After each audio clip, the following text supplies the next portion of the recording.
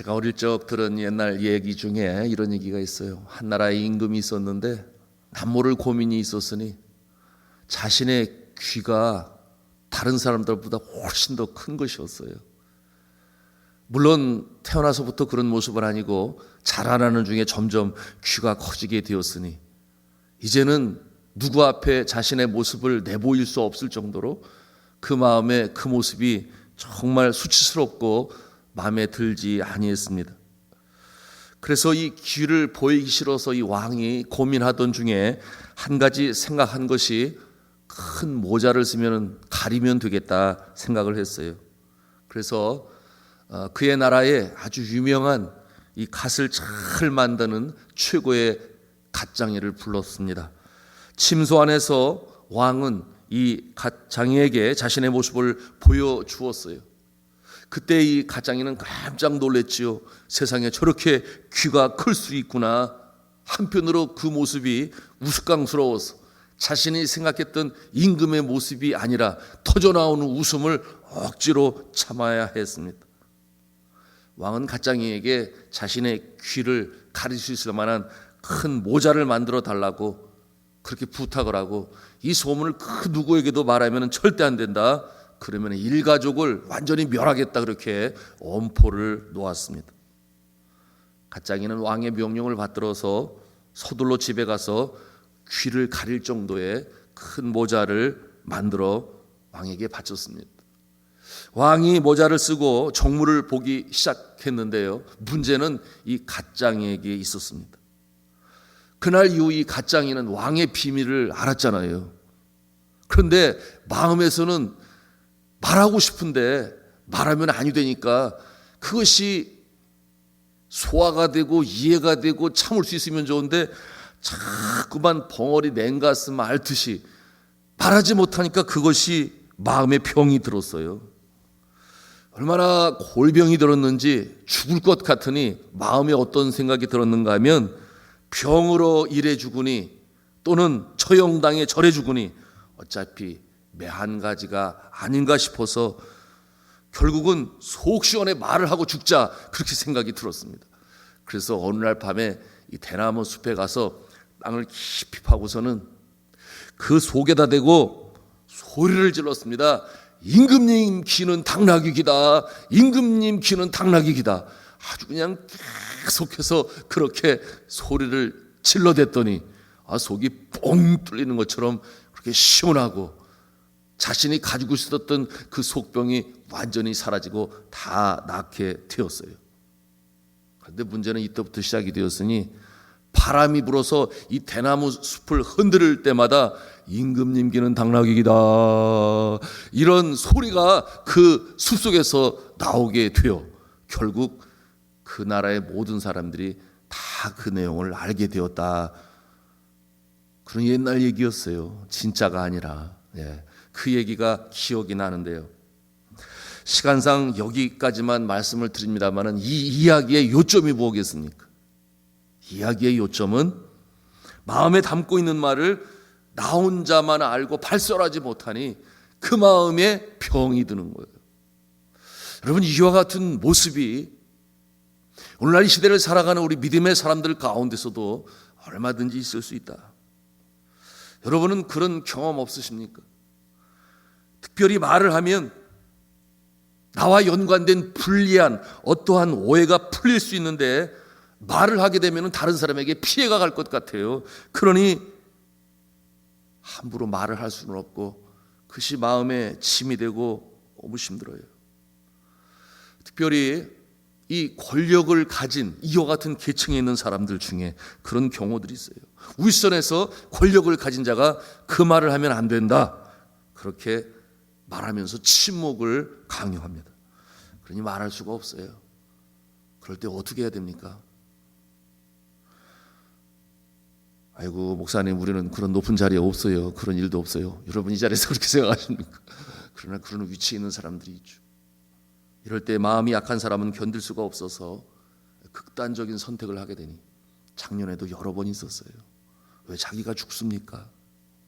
검찰관이 죽고 연말에는 비서관이 죽고 나라에 큰일을 하는 사람들 곁에 있는 사람들이 말을 하게 되면 여러 사람이 해를 입고 어려움 속에 처하게 될 것이고, 말을 안 하자니 검찰은 점점 가까이 다가오고 견디다 못해서 그만 극단적인 선택을 하는 그와 같은 모습. 여러분, 그러면 아니 되잖아요. 가족들은 또 어떻게 할 것입니까? 그래도 가장 아니겠습니까? 이와 같은 심각한 상황이 오늘날에도 있습니다. 반면에 마음이 독한 사람은 어떻게 해요? 세상 말로 너 죽고 나 죽자 결국 발설하고, 그로부터는 긴 소송과 검사가 이제 시작이 되겠죠. 자, 오늘 시편 39편의 이 시인은 아주 어려운 처지에 있습니다. 상황이 비슷해요. 어떠한 잘못을 범했는지 모르지만 시작된 하나님의 징계가 끝나지 않은 상태에서 이와 같은 일을 당하게 되니 정말 힘든 거예요. 우리 10절 말씀을 찾아가서 읽겠습니다. 10절입니다. 시작. 주의 징벌을 나에게서 옮기소서. 주의 손이 치심으로 내가 쇠망하였나이다. 저가 어떠한 징벌을 받고 있는 것일까요? 저가 하나님 앞에 어떠한 우를 범했는지 모르지만 하나님께서는 그를 하나님의 백성이니 제대로 똑바로 세기 위하여 연단의 과정으로 이와 같은 징계를 베푸시는데, 그 모습이 참 어렵습니다. 13절 말씀을 찾아가서 읽겠습니다. 시작. 주는 나를 용서하사 내가 떠나 없어지기 전에 나의 건강을 회복시키소서. 건강이 좋지를 않아요. 그러니 하나님 앞에 용서를 간구하고 있습니다. 이럴 때에 참 힘들지요. 위로받고 격려받고 어디 마음 둘 곳을 찾고 싶지 않겠습니까? 그러나 세상의 권력의 속성은 그러지 아니하니 힘을 가지고 있는 자는 언제고 반대편에 정적이 있게 마련이죠. 그것이 정권의 원리 아니겠습니까? 그래서 이 권력자의 자리는 쉽지 아니하는데 높은 자리에 있는 자는 더 그럴 수 있다 하는 것입니다. 어려움에 처하게 되니 이 일로 주변 이 악한 자들이, 반대편에 있는 자들이 건수를 잡은 것입니다. 자신을 폄하하고 비방합니다. 그들에 대하여 말하고 싶은 것이죠. 뭐라고 말하고 싶습니까? 너희들이 얼마나 잘 나서 그렇게 떠드느냐, 내 상황을 제대로 알고 있느냐, 이렇게 대응하여 말하고 싶은데 참 이 일이 쉽지 않은 거예요. 그러니 해야 될지 말아야 될지 심적으로 너무나 큰 고통을 받고 있는 이 상황인 것이에요. 성도 여러분, 이럴 때 어떻게 해야 하겠습니까?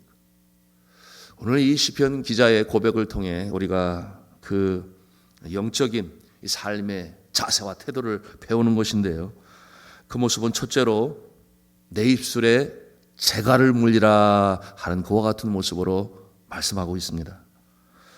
사람 앞에서 말하지 않겠다고 하는 것이죠. 우리 1절 말씀을 같이 읽도록 하겠습니다. 1절입니다. 시작. 내가 말하기를 나의 행위를 조심하여 내 혀로 범죄하지 아니하리니 악인이 내 앞에 있을 때에 내가 내 입에 재갈을 먹이리라 하였도다. 말을 하게 되면은 심한 말을 할 수밖에 없는 그 상황으로 가게 될 것이에요. 그러니 차라리 내 입에 재갈을 물려서 말하지 않겠다. 악인 앞에서 내가 내 입에 재갈을 먹이리라, 대응하지 않겠다, 그런 말이죠. 여러분, 이게 쉽습니까? 결코 쉽지 않아요. 왜? 마음이 힘든 것이죠. 쏟아내야 마음이 후련할 텐데 어떤 말이겠습니까? 너희는 더 못되고 더 심하고 악한 짓을 한 것이 수도 없이 많은데 누구를 폄하하고 비방하느냐, 이런 말을 하고 싶지 않겠습니까? 아니면 그러지 마시오, 나의 연약함을 너그러이 봐주시오. 누구나 완벽한 법은 없지 않습니까? 사람이 다 연약한 죄인 아니겠습니까? 이렇게 말하고도 싶겠죠. 시편 기자는 참고 싶지만 이 마음이 너무나 힘든 거예요. 그 모습이 오늘 2절에 나타나는데 우리 2절 말씀을 같이 읽겠습니다. 시작. 내가 잠잠하여 선한 말도 하지 아니하니 나의 근심이 더 심하도다. 나의 근심이 더 심하도다. 왜 그렇습니까? 선한 의도로 말을 하고 싶은데 그러나 말을 하지 않게 되니, 그러니 밤이 너무나 심하다, 근심이 심하다. 그 마음에 평강이 있겠습니까? 참 쉽지 않은 이와 같은 상황이죠. 그러니 이와 같은 상황에서 어떠한 모습을 가지는가?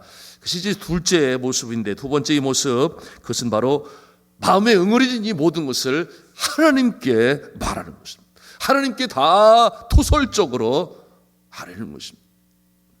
무지하고 목매한 사람들을 대응하지 아니하고 하나님 앞에 나와 답답한 심령을 다 아뢰고 주님 앞에 호소하는 것입니다. 7절과 8절 말씀, 그리고 9절까지 7절, 8절, 9절의 말씀을 같이 읽겠습니다. 시작. 주여, 이제 내가 무엇을 바라리요? 나의 소망은 주께 있나이다. 나를 모든 죄에서 건지시며 우매한 자에게서 욕을 당하지 아니하게 하소서. 내가 잠잠하고 입을 열지 아니하면 주께서 이를 행하신 까닭이니이다. 아멘.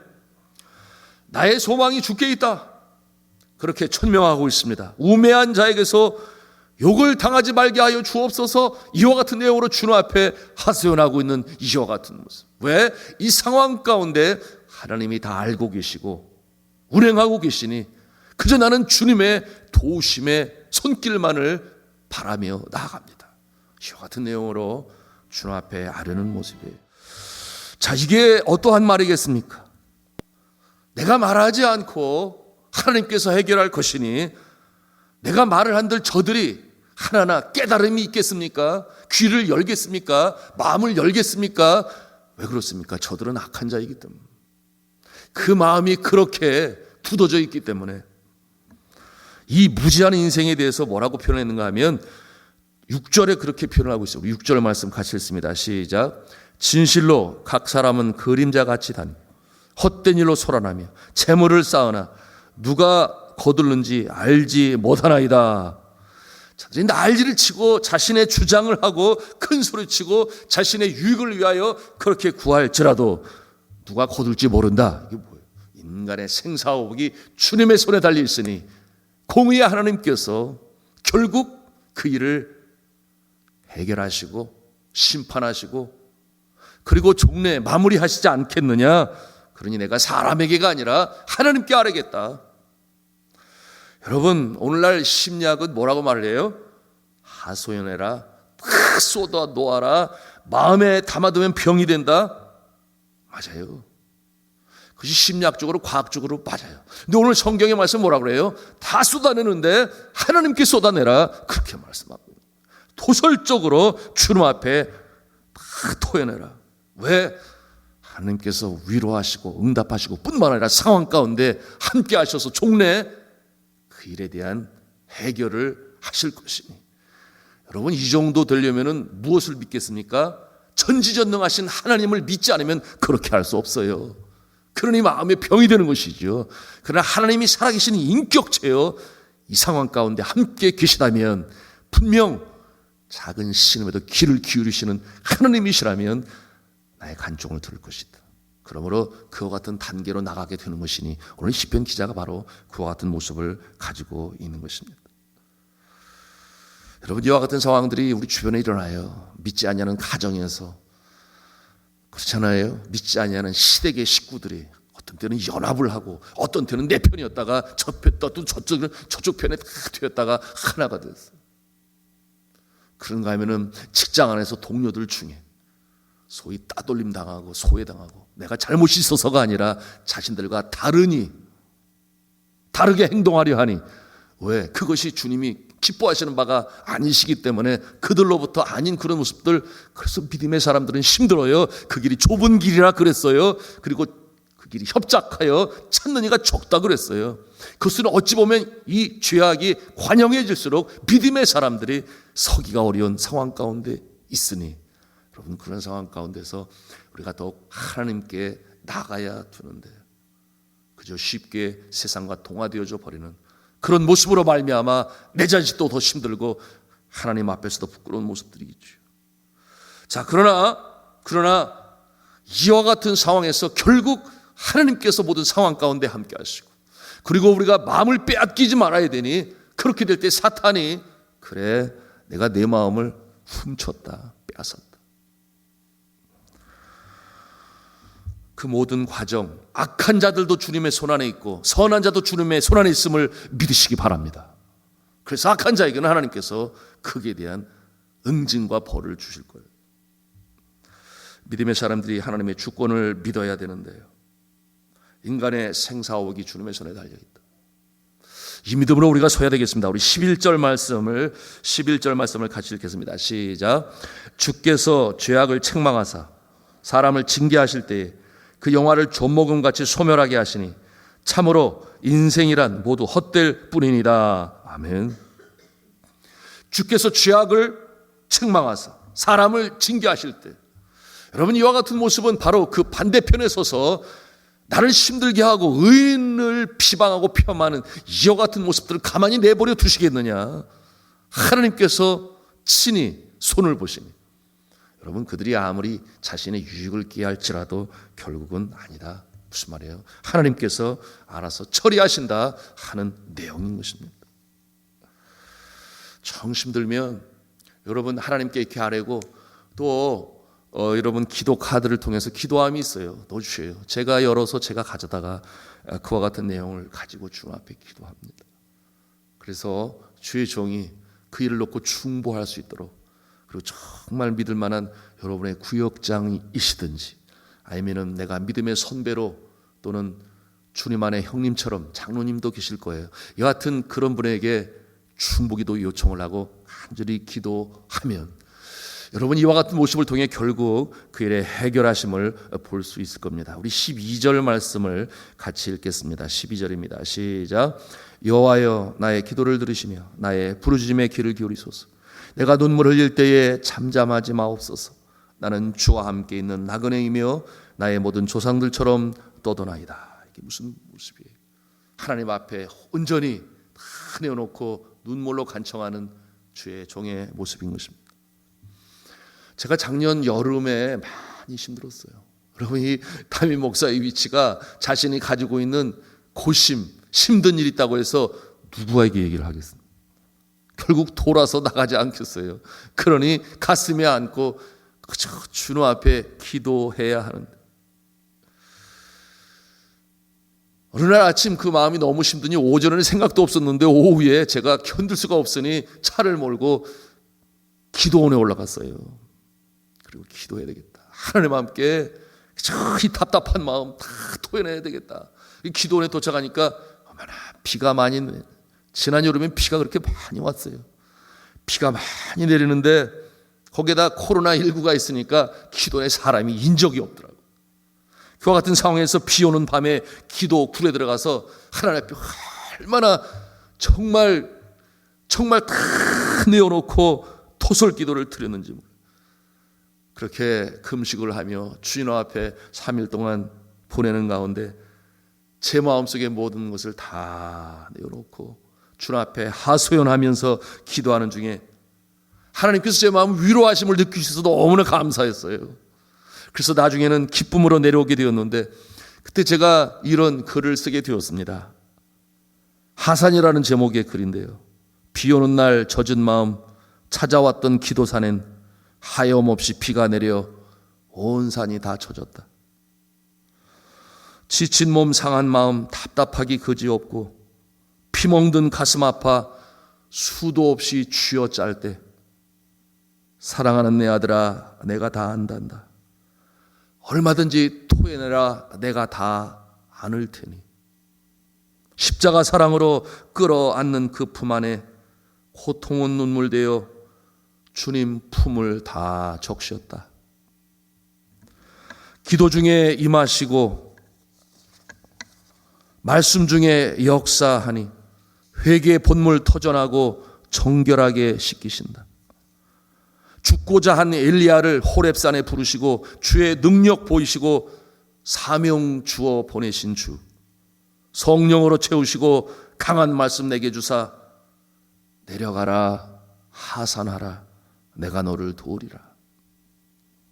주님 명령 순종하고 마음 다시 굳게 먹고 무릎 세워 일어나서 내려다본 저 세상은 온누리엔 어느새 태양빛이 내려앉고 푸름 깊은 하늘가엔 흰 구름이 명랑하다.